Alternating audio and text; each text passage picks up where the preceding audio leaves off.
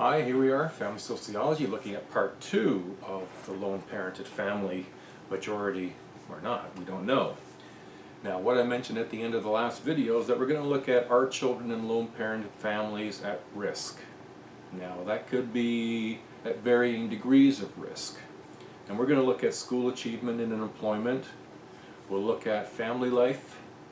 And we're going to look at the personal adjustment issues as it relates to a lone parented family.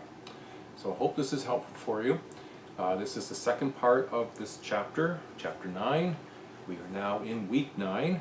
So we are drawing near the end, and I hope you're getting stuff done. And good luck on the rest of the semester. And so let's get started on this chapter, on the second part of this chapter. Okay, so we mentioned we're going to look at are children in lone parent families at risk. And we'll start with school achievement and employment. School achievement, family life, and personal adjustments, children's risk in lone parent families are more like on a continuum of aspects of adjustment. So we're going to keep in mind that a continuum would be like a line with really bad on the left and really good on the right.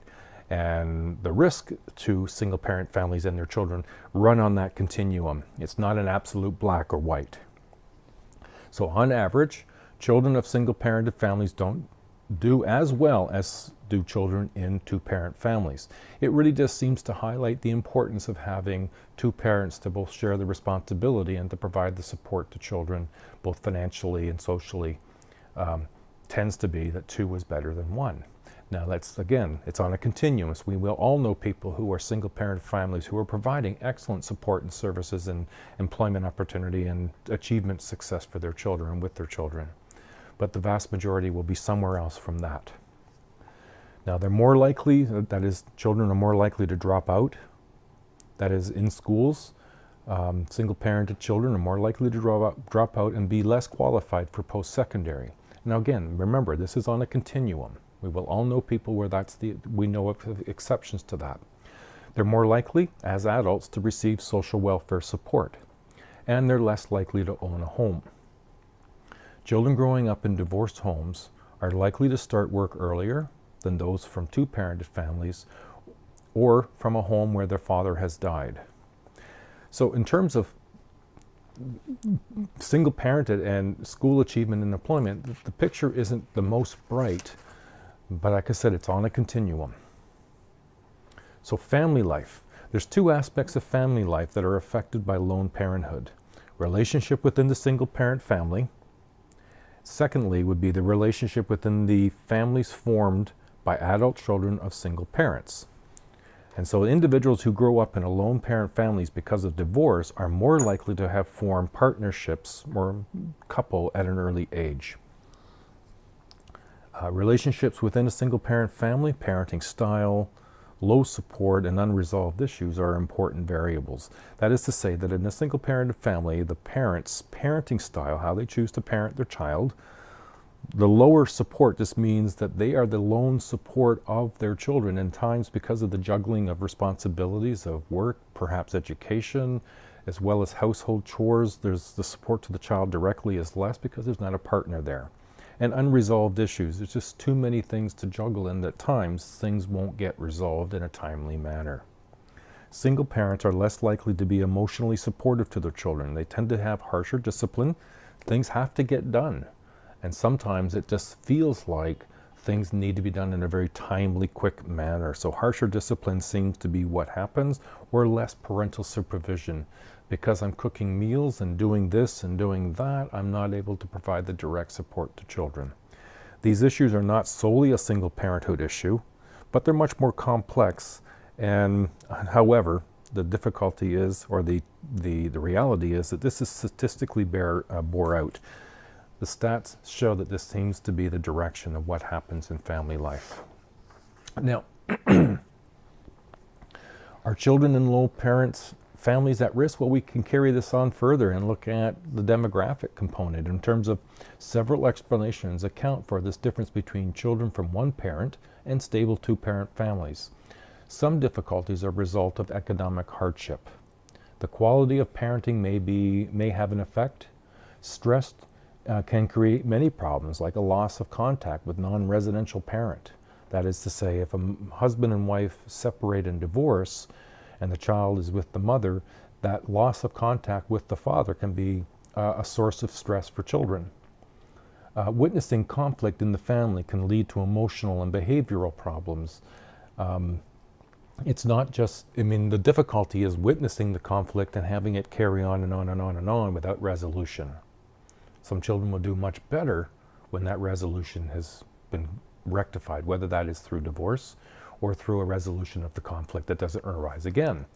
And then there may be a genetic factor in terms of aggressive personality characteristics could contribute that has nothing to do with single parenting. The problem of these explanations is that they do not apply to all families. They provide only partial answers. Lone parent families are a varied group of quite different histories. There also may be difference in terms of cohort effect. And cohorts, if you remember, I mentioned in a previous video that cohorts are the group of people in a similar age group who go through life in the same degree of stages. And so that cohort, you are a member of a cohort. Right now, those of you in school who are between 17 and 25, that's your cohort. And so the experiences of all of you in that cohort would be varied. And the differences between you and the group of people from 25 to 35 would be different, and that would be the differences between cohorts. Young people are more likely today to live, at least for a time, as a single parent. These explanations also fail to account for the influence, for good or bad, of extended family members and friends. And so I have mentioned it already, and I'll mention it again. This is all on a continuum, and we'll find people who fall somewhere on this continuum of good experiences to bad experiences. Unfortunately, statistically, it bears out that most will fall short of good experience, and most will fall on that continuum towards a not so good experience. Now, if we look at the specific population of teen mothers, a teen mother is a woman who has her first child under the age of 20. There's no epidemic of teen births. In 2010, just 4% of all Canadian births were teen births, or teen mothers. More common among Aboriginal people than the rest of the Canadian population, but what has changed is that most teen mothers are now single mothers. Concern over teen births focus on fewer young ones, that is, under the age of 15, rather than the older majority of 18 plus. Not finished growing up physically is a big issue for that younger group, and they have the least amount of education and seem likeliest to live in poverty. The youngest teen mothers often live at home with parents. Once a baby is born, the teen mother may have difficulty returning to school, and that makes sense if you're looking after a child, but then the reliance on parents or grandparents, as it were, to help afford these opportunities for the single mom. Even when teen mothers marry, which rarely improves their financial status because their husbands have poor prospects. They're not usually much older, and their prospects for employment are not any better. Teen mothers are likely to have a lower educational level, in part because having to look after a child, some of their energies and resources go to that, and the prospects of post-secondary or continuing education can be very small. The kind of support young teens receive from their own parents and other relatives may prove very crucial to their future. And that just makes sense. And again, that has a lot to do with the kind of supports that anybody can get from their family. Now, one of the new groups of single parented that's gotten a lot more attention is that of the single father. The proportion of lone parented fathers is growing. In 2011, nearly 1 in 5 single parents were men, mainly because mothers are less frequently being awarded sole custody of children following the breakdown of a union. Men tend to become single parents in the middle or late years of the life cycle. Few are in their teens or 20s. Children of lone parent fathers tend to be older. Single fathers, more so than single mothers, are expected to be the sole economic support for family and tend to spend less time caring for a young child than single mothers do. So when we think in terms of this single-parented family, what might we think about the future? Well, all forecasts suggests an increase in the number of single-parented families, especially as a result of divorce. The level of poverty is high among single parents, has far-reaching effects on children's physical and intellectual development. Fathers are important to a child's development, and it really is just emphasizing the importance of two-parented families. That parenting is a team effort and has the best impact on children. Many single parents receive much emotional and practical support from their extended families, and this is important especially for the sake of children to eliminate the stigma against single-parented families that remain in society. So that is the completion of Chapter 9, the lone parent family, the future majority. I hope you've gained some information from that and look forward to seeing what we do in the next chapter when we look at divorce. All right, everybody, good luck and carry on the good fight.